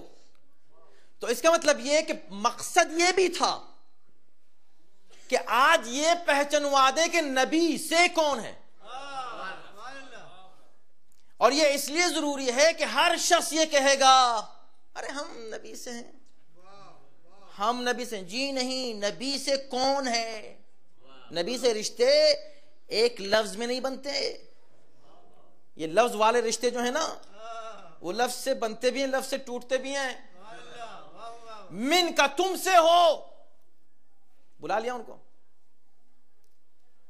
جائیے علی آپ پہنچائیے. علی آگے پہنچانے. توجہ کیجئے گا کہ اصول تبلیغ کیا ہے اور اصول اصلاح کا کیا ہے, تاکہ موضوع سے ہٹے نہیں. علی آتے ہیں, آنے کے بعد ان سے کہتے ہیں بزرگ سے کہ بھئی یہ ہم کو دے دیجئے. اور یہ بالکل معتبر تفاسیر میں سب آپ کو مل جائے گا, پڑھیے آپ جا کر. انہوں نے کیا ہوا؟ کہا نہیں, وہ حکم آیا ہے کیا یا رسول پہنچائیں یا میں پہنچاؤں, آپ یہ سورہ مجھے دے دیجئے. کسی ہسٹری میں نہیں ملتا کہ انہوں نے کہا کہ اچھا ٹھیک ہے, جنہوں نے مجھے یہ سورہ دیا تھا میں ان کو واپس کر دیتا ہوں, میں آپ کو کیوں دے دوں. اور یہ بھی نہیں ملتا ہسٹری میں کہ انہوں نے کہا اچھا گواہی لائیے. کتنی میموری کمزور ہوتی تھی لوگوں کی. ابھی پوچھو ان سے, کہا لاؤ دلیل لاؤ, کہا نہیں بھائی یہ تو علی ہیں, یہ علی بول رہے ہیں. اما تو جب علی سورہ مانگے تو کوئی دلیل نہیں, اور زمین کا ایک ٹکڑا ہو, زمین کا ٹکڑا, اس کے لیے تم علی سے بھی دلیل مانگ رہے ہو, فاطمہ سے بھی, حسن سے بھی, حسین سے بھی. عجیب منظر.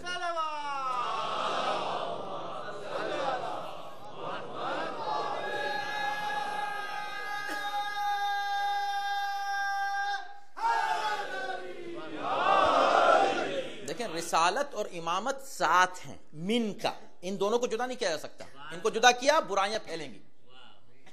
معرفت حجت. سنو, علی کو دے دیا, علی نے لیا, گئے, اور جانے کے بعد سورہ براءت کی تبلیغ علی نے فرما دی. تو ایسا کیا مسئلہ تھا کہ نہیں اس کو آپ پہنچائیں یا آپ, یا یہ کیا معاملہ تھا ایسا, اس کی کون سی خصوصیت تھی؟ کہا اصل میں سورہ براءت, براءت کے لفظ ہی سے آپ کو اندازہ ہے کہ کیا لفظ ہوگا. اسی سے, اسی براءت ہی سے, یہ ایک ہی روٹ ورڈ سے ہیں, براءت اور تبرہ. تو بھائی تبرہ ہر ایک کے بس کی بات نہیں ہے, تبرہ ہر ایک نہیں کر سکتا. تبرہ بڑا مقدس عمل ہے اور مقدس لوگ ہی کر سکتے ہیں اس کو, بڑے متقی پرہیزگار اس لیول کے لوگ. اور یہ جو تبرہ ہے یہ کرنا ہی ان کے سامنے ہے جا کر, اور ایسا تبرہ ہے کہ ایسا تبرہ کبھی ہوا نہیں ہے. کیوں؟ کہ اس لیے کہ یہ ایسا تبرہ ہے, شروع ہی ہوتا براءۃ من اللہ ورسولہ, اللہ کی طرف سے اعلان براعت ہے اور رسول کی طرف سے اعلان براعت، یعنی تبرہ تم سب پر، اے مشرکین. کس سے کہنا ہے جا کر؟ مشرکوں سے. اے مشرکین، اللہ اور رسول تم سے تبرہ کر رہے ہیں. کہنا کس سے ہے؟ مشرکین سے. اب اللہ نے کہا کہ بھئی ان سے واپس لے لو فوراً. کہا کیوں؟ کہا بھئی یا تم پہنچاؤ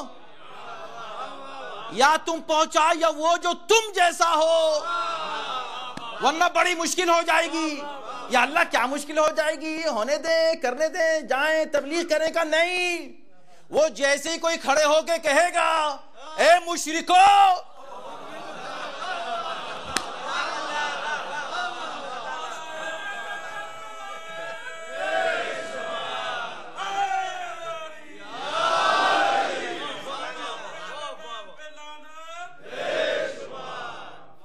جیسے وہ شروع کرے گا اے مشرکو، تم سے اللہ اعلان برات کرتا ہے، تم پر خدا اور رسول کا تبرہ ہے. تم مشرک دیکھیں گے، اچھا کون؟ اچھا تم، تو تم خود کیا تھے پہلے؟ جی نہیں. تمہارے باپ کیا تھے؟ تمہارے دادا کون تھے؟ تو اے نبی، یا تم جاؤ یا کسی ایسے کو بھیجو، نہ کوئی اس کو کہہ سکے نہ اس کے باپ کو کچھ کہہ سکے.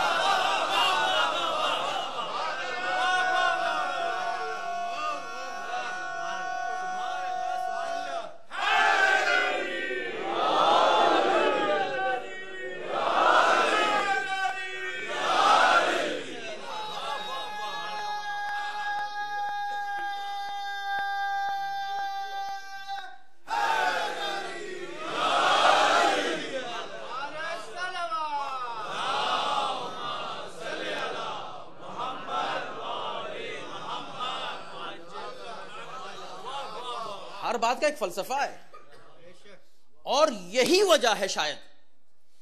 دیکھیں شدت کتنی تھی اس تبرہ میں، بس بات تمام ہو رہی ہے. شدت اتنی تھی اس تبرہ میں کہ اللہ نے کہا کہ پہنچایا تو علی نے ہے، اسے پہنچایا علی نے ہے، مگر اس میں شدت اتنی ہے کہ یہ سورہ پھر قیامت تک کبھی بسم اللہ کے ساتھ نہیں پڑھا جائے گا، تاکہ مسلمانوں، قاریوں، حافظوں، مولویوں تم کو بھی پتہ چلے کہ تبرہ کیسے ہوتا ہے. جب تبرہ ہو یعنی اللہ کے غضب کی بات ہو رہی ہے، یا اللہ ان پر اپنا غضب کر. یہ لعنت و تبرہ کیا ہے؟ غضب الہی کی دعا ہے. قرآن بھرا ہوا ہے اس سے. غضب الہی، جہاں غضب ہو، اللہ کا غضب رحمت سے شروع نہیں ہوتا. تو کہا یا اللہ پھر ایک سورہ رہ گیا بغیر بسم اللہ کے، اصول ٹوٹ گیا. کہا اصول نہیں ٹوٹا، اصول نہیں ٹوٹا. نہیں، سورہ بغیر بسم اللہ کے نہیں رہا. ہر سورے میں بسم اللہ لفظی ہے، اس سورے کی بسم اللہ عملی ہے.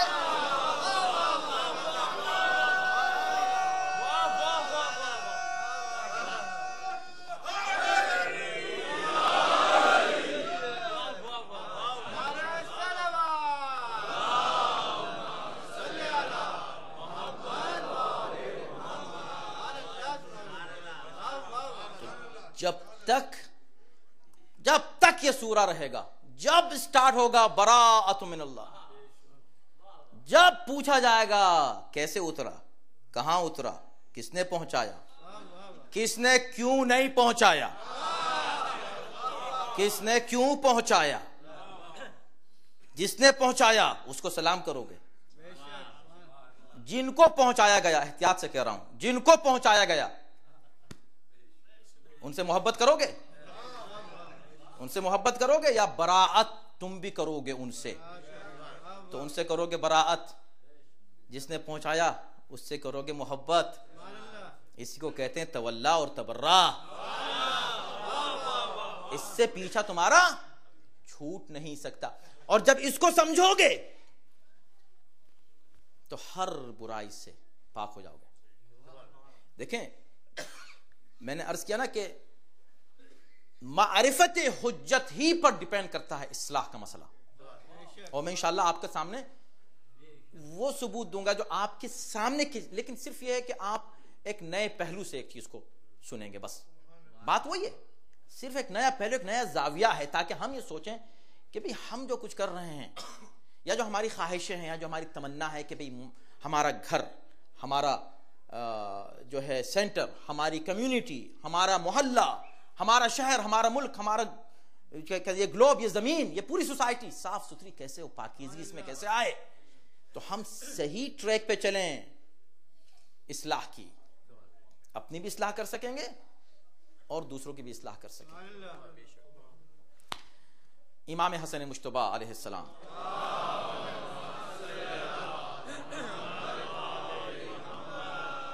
ہر امام کی زندگی کو دیکھ لیجئے تو آپ کو وہاں یہی ملے گا. یہ سلوک کی جو بات کرتے ہیں نا, سلوک کی, امام حسن نے سلوک کی, لوگ کہتے ہیں سلوک کی. اب خیر اس کا ایک پہلو ہے, اب وقت نہیں ہے, لیکن صرف اشارتاً ایز اے ہیڈ لائن لے لیں کہ بھئی دیکھیں امام من جانب اللہ امام ہوتا ہے, وہ امامت نہیں چھوڑتا, وہ امامت نہیں چھوڑتا, لوگ اطاعت چھوڑ دیتے ہیں.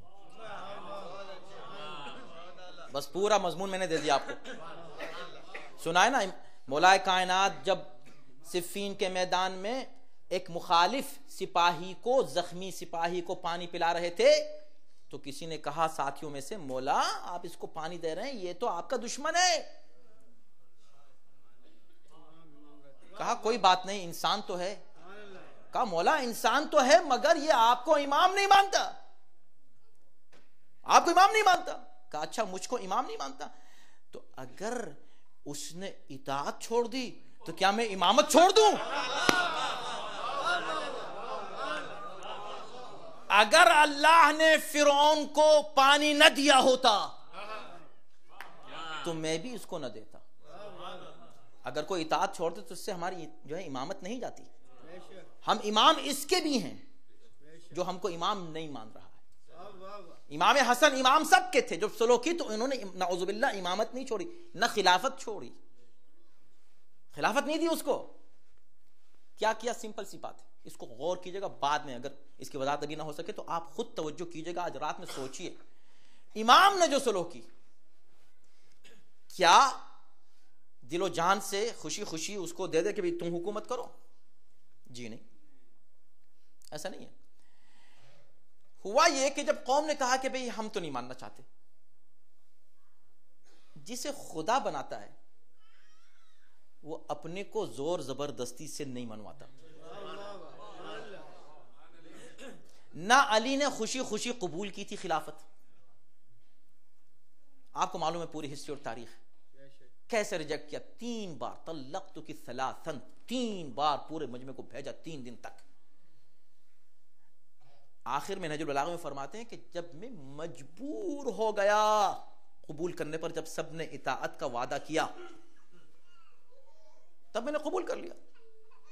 امام امام ہے, اطاعت کرو گے تو تم مطیع کہلائے امام کے, یعنی تمہیں ایک لیڈرشپ مل گئی.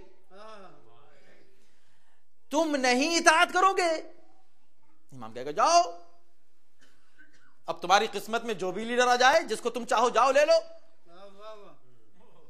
جب ہم سے نہیں, اللہ کہتا ہے, اللہ یہ کہتا ہے کہ جب تم مجھ سے نہیں لینا چاہتے جاؤ.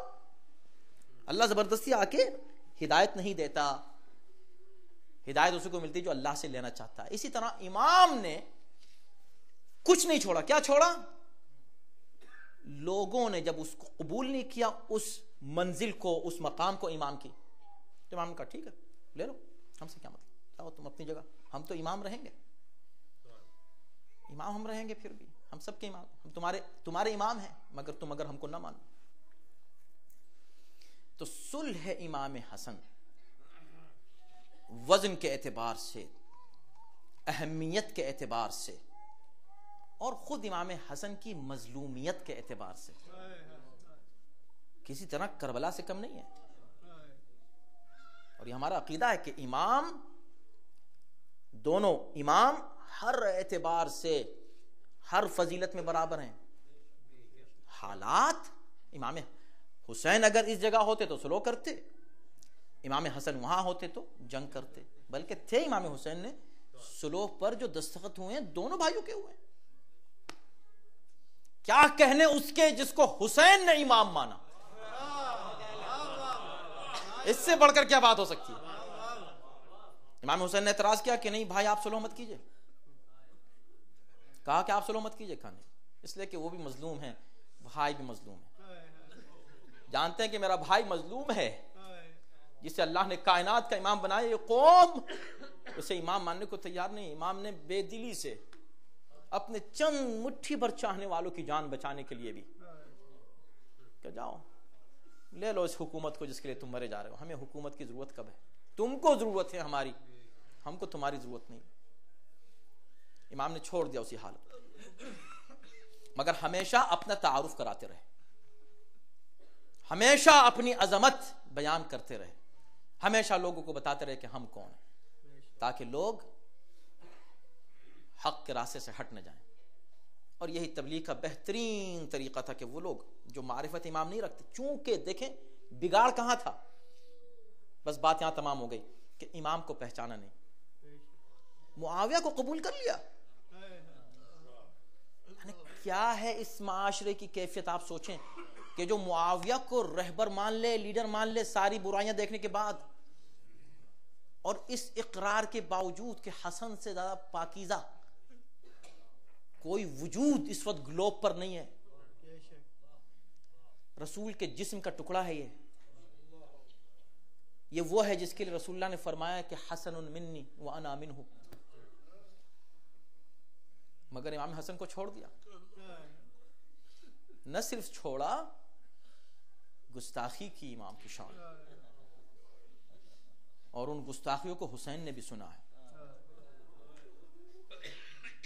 یہ معرفت اسی لیے ضروری ہے امام کی، مگر اللہ صبر امام حسن فرما دیا انہوں نے۔ امام نے فرمایا، بس یہ پیغام لیجئے، امام نے فرمایا کہ اگر تم نے ہماری امامت کو تسلیم کر لیا ہوتا تو آسمان اپنی برکتوں کے دروازے کھول دیتا، زمین اپنی برکتیں اگل دیتی، مگر اب آج شہادت ہے اسی امام مظلوم کی۔ چند فقرے کافی ہیں۔ مظلومیت امام حسن، دیکھیں مولا کائنات کی سب سے بڑی مظلومیت یہ ہے کہ مولا کائنات کو لوگوں نے پہچانا نہیں تھا۔ ایک ایسے معاشرے میں رہ رہے تھے جہاں لوگ پہچان نہیں رہے علی کو، کوئی باصلاحیت عالم ہو کسی ایسی جگہ رہے جہاں لوگ اس کی قدر نہ کریں، کوئی اس کے دل سے پوچھے امیر المومنین کائنات کا امام، اس کی قدر نہیں ہو رہی ہے۔ اسی طرح کی مظلومیت حسن کی ہے۔ حسن ایک ایسے معاشرے میں رہ رہے ہیں جہاں حسن کے اوپر معاویہ کو ترجیح دی جا رہی ہے۔ کیا دل پر گزرتی ہوگی میرے مولا کے، کیا دل پر گزرتی ہوگی۔ یہ بھی وقت گزرا، یہ بھی وقت گزرا، اور وقت گزرتا گیا اسی مظلومیت کی کیفیت میں۔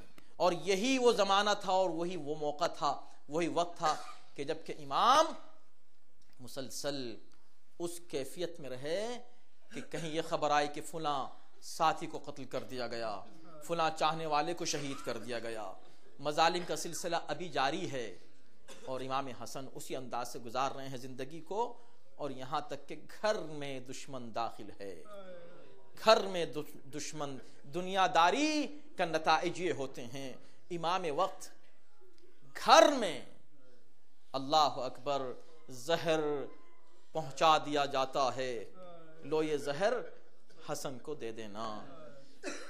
حسن کا وجود برداشت نہیں ہے، جب تک حسن ہے حکومت وقت کو خطرہ ہے۔ حکومت وقت نے وہی کیا کہ جو اس کے بعد کی حکومتوں نے اور پہلی حکومتوں نے کیا ہے۔ اللہ اکبر، بس جیسے ہی تاریخ کہتی ہے، آج کی تاریخ ہے سفر 28 سفر قیامت کا دن ہے، اس میں 2 شہادتیں ہیں، ایک رسول کائنات کی شہادت ہے، ایک امام حسن کی شہادت ہے۔ ہاں رسول کائنات کی شہادت ہے بلا شبہ۔ اللہ اکبر۔ پیغمبر اسلام جب اس دنیا سے جاتے ہیں تو اب مصیبتیں پیغمبر پر کتنی فرماتے، اتنی مصیبتیں پڑھی جو کسی نبی پر نہیں پڑھی۔ کیوں؟ اس لیے کہ جانتے ہیں کہ میری شہادت کے بعد اس گھر پر کیا ہوگا جس پر میں کھڑے ہو کے سلام کر رہا ہوں۔ جس بیٹی کے گھر پہ سلام کر رہے ہیں، السلام علیکم یا اہل بیت النبوہ، بجائے اس کے کہ آ کر پرسہ دیا جائے، کہا جاتا ہے کہ فاطمہ یا دن کو رو لیا کریں یا رات کو رویا کریں۔ یہ محبت ہے رسول سے؟ یہ رسول کا کلمہ پڑھنے والے یا دن کو روئیں یا رات کو روئیں، توقع تو یہ ہوتی ہے کہ لوگ آئیں گے پرسہ دیں گے باپ کا۔ یہ تمام مسلمان کلمہ پڑھنے والے آ کر فاطمہ کی بارگاہ میں آئیں گے، شہزادی آپ کے باپ کا پرسہ، مگر یہ کہتے ہیں دن میں رو لیں یا رات میں رو لیں۔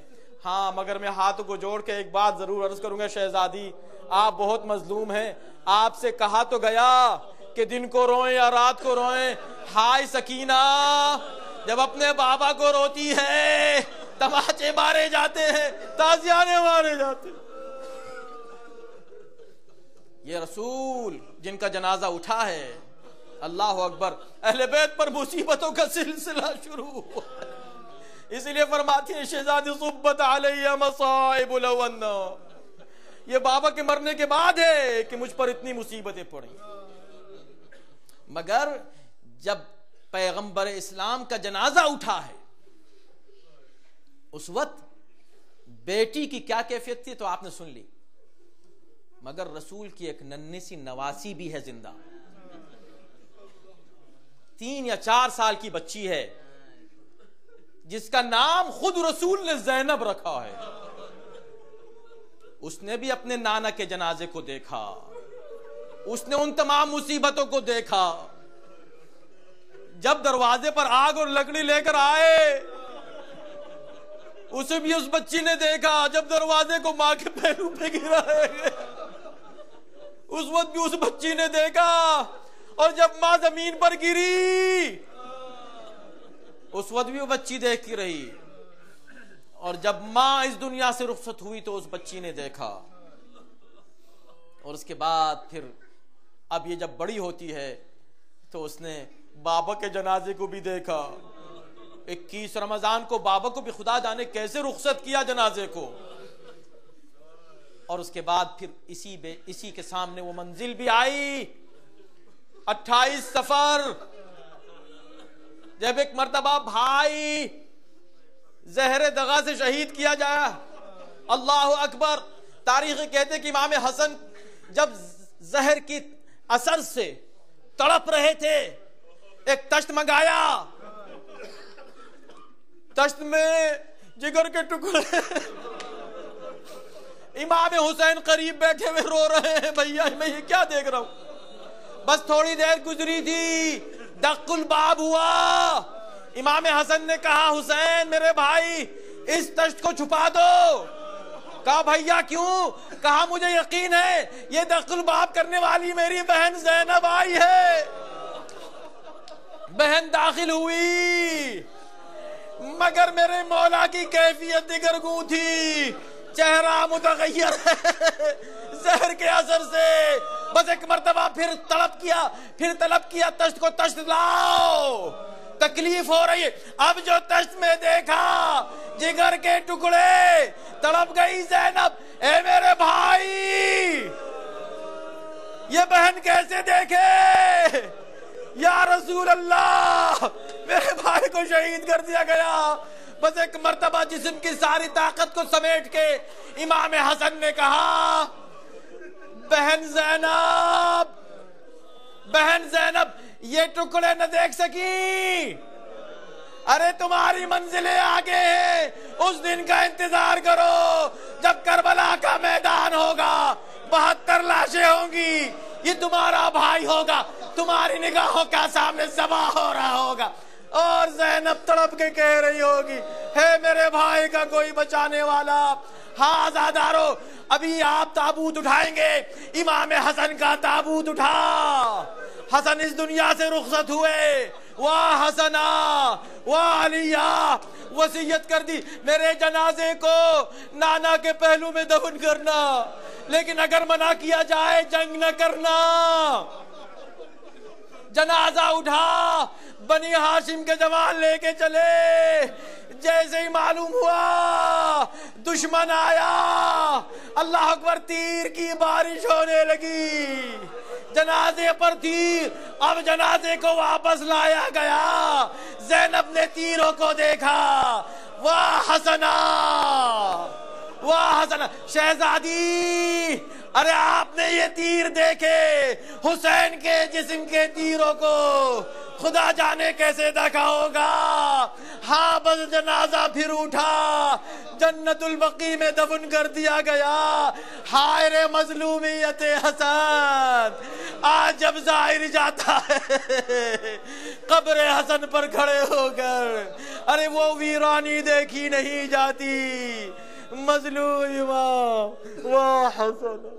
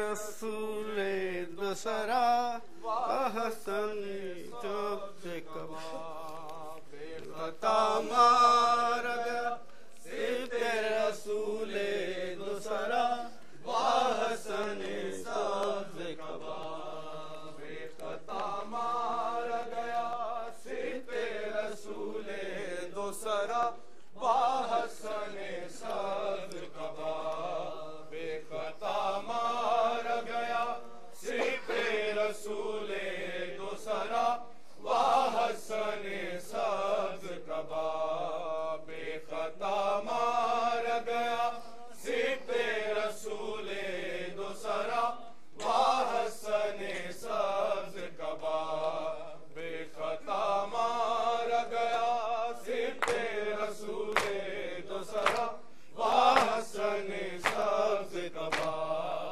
خطا مار گیا، صرف رسول دوسرا حسن ساز کباب خطا مار گیا، صرف رسول دوسرا حسن ساز کباب خطا مار گیا، صرف رسول دوسرا حسن ساز کباب خطا مار گیا، صرف رسول دوسرا حسن ساز کباب خطا مار گیا، صرف رسول دوسرا حسن ساز کباب خطا مار گیا، صرف رسول دوسرا حسن ساز کباب۔ اٹھا ہے جنازہ امام حسن کا، اٹھ جنازہ امام حسن کا، اٹھا ہے جنازہ امام حسن کا، اٹھا ہے جنازہ امام حسن کا، ہوا سوگ تازہ رسول زمن کا، اٹھا ہے جنازہ امام حسن کا، اٹھا ہے جنازہ امام حسن کا،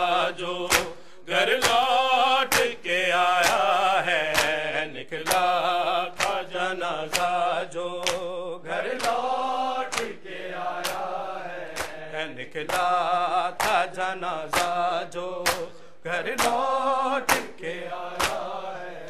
ہائے زہر نے ٹکڑے کیے شب کے جگر کے، ہائے زہر نے ٹکڑے کیے شب کے جگر کے، ہے تیروں کا بادل جو تابوت پہ چھایا ہے، نکلا تھا جنازہ جو گھر لوٹ کے آیا ہے، نکلا تھا جنازہ جو گھر لوٹ کے آیا ہے، نکلا تھا جنازہ جو گھر لوٹ کے آیا ہے، نکلا تھا جنازہ جو گھر لوٹ کے آیا ہے۔ کس کس طرح سے آل کو، کس کس طرح سے آل کو امت نے ستایا ہے، نکلا تھا جنازہ جو گھر لوٹ کے آیا ہے، نکلا تھا جنازہ جو گھر لوٹ کے آیا ہے، نکلا تھا جنازہ جو گھر لوٹ کے آیا ہے، نکلا تھا جنازہ جو گھر لوٹ کے آیا ہے۔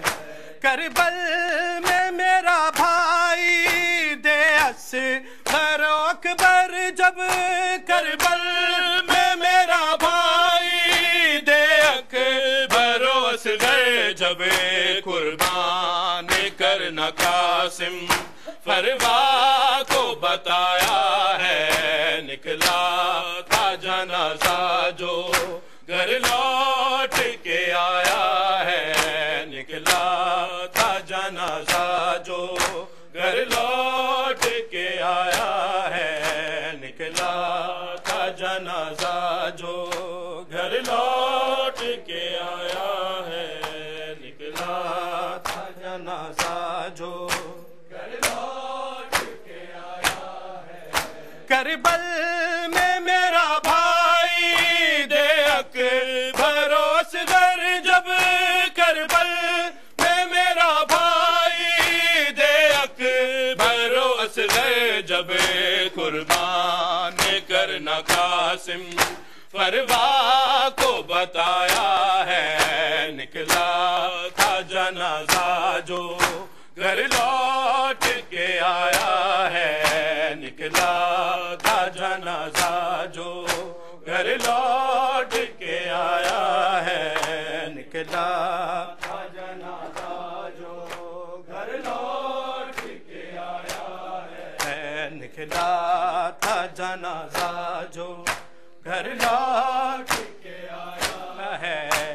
کس کس طرح سے آل کو، کس کس طرح سے آل کو امت نے ستایا ہے، نکلا تھا جنازہ جو گھر لوٹ کے آیا ہے، نکلا تھا جنازہ جو گھر لوٹ کے آیا ہے، نکلا تھا جنازہ جو گھر لوٹ کے آیا ہے۔ فاتح خیبر کو لے آئے بنا قیدی، ہے فاتح خیبر کو لے آئے بنا قیدی، ہے بنت محمد پہ دروازہ گرایا ہے، نکلا تھا جنازہ جو گھر لوٹ کے آیا ہے، نکلا تھا جنازہ جو گھر لوٹ کے آیا ہے، نکلا تھا جنازہ جو گھر لوٹ کے آیا ہے، نکلا تھا جنازہ جو گھر لوٹ کے آیا ہے۔ فاتح خیبر کو لے آ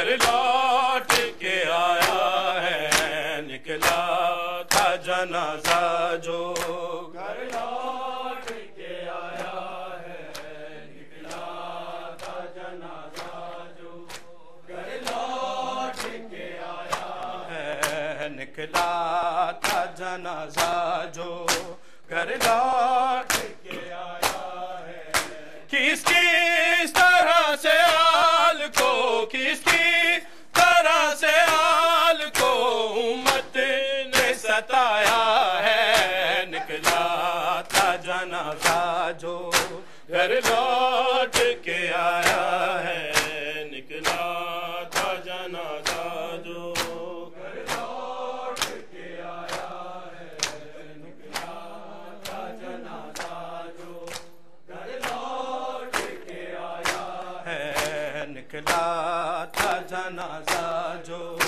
گھر لوٹ کے آیا ہے، کس کس طرح سے آل کو، کس کس طرح سے آل کو امت نے ستایا ہے، نکلا تھا جنازہ جو گھر لوٹ کے آیا ہے، نکلا تھا جنازہ جو گھر لوٹ کے آیا، جنازہ حسن لوٹ کے آیا ہوگا، جب جنازہ حسن لوٹ کے آیا ہوگا، جب جنازہ حسن لوٹ کے آیا ہوگا، جب جنازہ حسن لوٹ کے آیا ہوگا،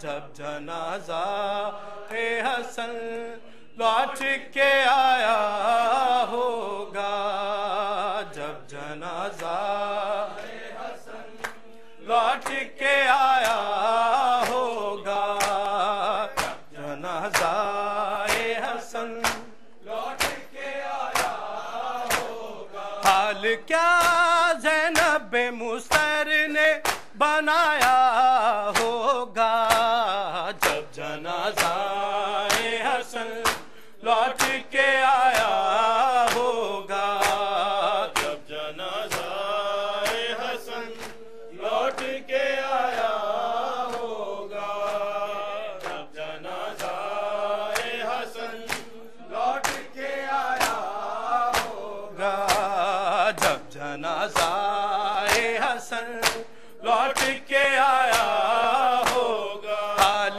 کیا زینب مستر نے بنایا ہوگا، جب جنازہ حسن لوٹ کے آیا ہوگا، جب جنازہ حسن لوٹ کے آیا ہوگا، جب جنازہ حسن لوٹ کے آیا ہوگا، جب جنازہ حسن لوٹ کے آیا ہوگا، حال کیا زینب مستر نے بنایا ہوگا، جب جنازہ حسن لوٹ کے آیا ہوگا، جب جنازہ حسن لوٹ کے آیا ہوگا، جب جنازہ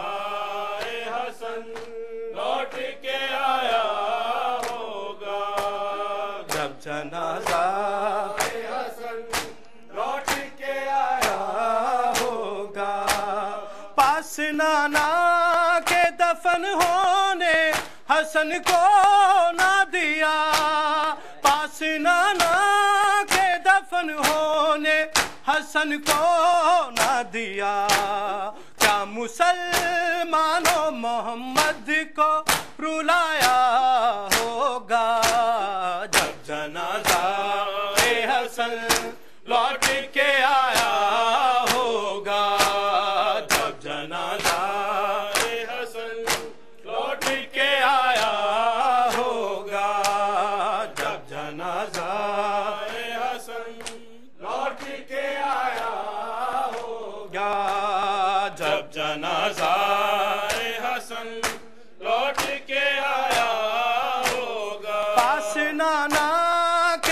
دفن ہونے حسن کو نہ دیا، پاس نانا کے دفن ہونے حسن کو نہ دیا، کیا مسلمانوں محمد کو رلایا ہوگا جب جنازہ حسن لوٹ کے آیا ہوگا، جب جنازہ حسن لوٹ کے آیا ہوگا، جب جنازہ حسن لوٹ کے آیا ہوگا۔ اس کو ماں کیسے کہوں جس نے کہیں سے چھپ کے، اس کو ماں کیسے کہوں جس نے کہیں سے چھپ کے، تیر شاہ بھر کے جنازے پہ چلایا ہوگا جب جنازہ حسن لوٹ کے آیا ہوگا، جب جنازہ حسن لوٹ کے آیا ہوگا، جب جنازہ حسن لوٹ کے آیا ہوگا۔ حال کیا زینب مستر نے بنایا ہوگا جب جنازہ حسن لوٹ کے آیا ہوگا، جب جنازہ حسن آخری مصرع لوٹ کے آیا ہوگا، جب جنازہ حسن لوٹ کے آیا ہوگا، جب جنازہ حسن لوٹ کے آیا ہوگا۔ ساتھ بہنوں کے کہیں پیٹتی ہوگی سر کو، ساتھ بہنوں کے کہیں پیٹتی ہوگی سر کو، خون میں ڈوبا ہوا بھائی جو پایا ہوگا جب جنازہ حسن لوٹ کے آیا۔ حال کیا زینب مستر نے بنایا ہوگا جب جنازہ حسن لوٹ کے آیا ہوگا، جب جنازہ حسن لوٹ کے آیا ہوگا، جب جنازہ جد چایا بھیراواں نے تابوت حسن دا، جد چایا بھیراواں نے تابوت حسن دا، جد چایا بھیراواں نے تابوت حسن دا، جد چایا بھیراواں نے تابوت حسن دا، جد چایا بھیراواں نے تابوت حسن دا، جد چایا بھیراواں نے تابوت حسن دا، جد چایا بھیراواں نے تابوت حسن دا۔ رنگ لالتے نہیں سی، رنگ لالتے نہیں سی، کیتا اے مسلمانا مولا دے کفن دا، جد چایا بھیراواں نے تابوت حسن دا، جد چایا بھیراواں نے تابوت حسن دا، جد چایا بھیراواں نے تابوت حسن دا۔ گر اجڑے زہرا داہے ویران مدینہ، گر اجڑے زہرا داہے ویران مدینہ، اج موت نے بھی آ کے راہ ویکھ لیا ہونا زہرا دے سہن دا، جد چایا بھیراواں نے تابوت حسن دا، جد چایا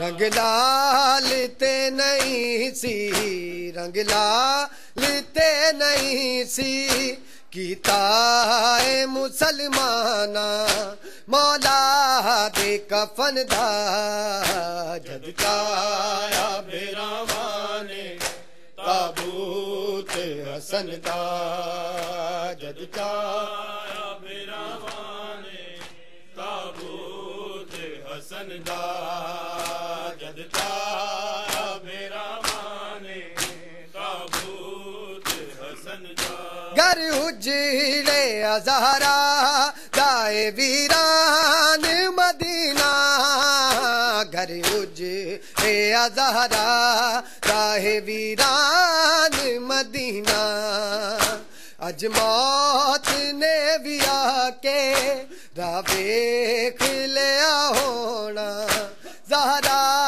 دے سہن دا جد چایا بیراوانے تابوت حسن دا جد چایا بیراوانے تابوت حسن دا زبانوں پہ علمدار علمدار عباس علمدار عباس علمدار اب تک ہے زبانوں